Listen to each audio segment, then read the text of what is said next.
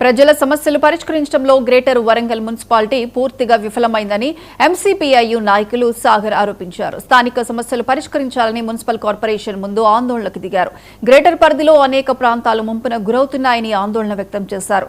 బాధితులకు ఇప్పటి వరకు ప్రకటించిన నష్టపరిహారం అందించలేదన్నారు. అనేక కాలనీల్లో సరైన రోడ్లు, మురికి కాలువలు లేవని, కుక్కలు, కోతుల బెడదతో నగర ప్రజలు తీవ్ర ఇబ్బందులు ఎదుర్కొంటున్నారని ఆందోళన వ్యక్తం చేశారు.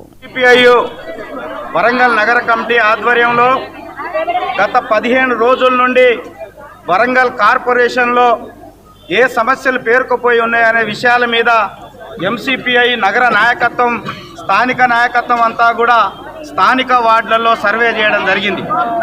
ఈ సర్వే సందర్భంగా వాస్తవాలు అనేక వెలుగులోకి వచ్చాయి. ఏంటా పరిస్థితి అంటే, ఈ కార్పొరేషన్ వెలిసి అనేక సంవత్సరాలు గడుస్తూ ఉంది. కానీ ఈ రోజు కూడా తెలంగాణ రాష్ట్రంలో రెండో రాజధానిగా పేరున్న వరంగల్ నగరంలో ఈరోజు పేదలు అనేక రకాల ఇబ్బందులు పడుతున్న పరిస్థితి ఎంసీపీఐ బృందాలకు ప్రజలు విన్నవించుకోవడం జరిగింది.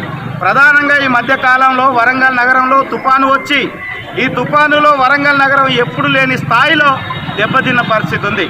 రాష్ట్ర ప్రభుత్వం స్వయంగా ముఖ్యమంత్రి గారే సందర్శించి ఎవరైతే ఈ నగరంలో నష్టపోయిన కుటుంబాలు ఉన్నాయో వాటన్నిటి కూడా 15,000 రూపాయలు తక్షణమే సహకారాన్ని అందిస్తామని చెప్పేసి రాష్ట్ర ప్రభుత్వం ప్రకటించారు.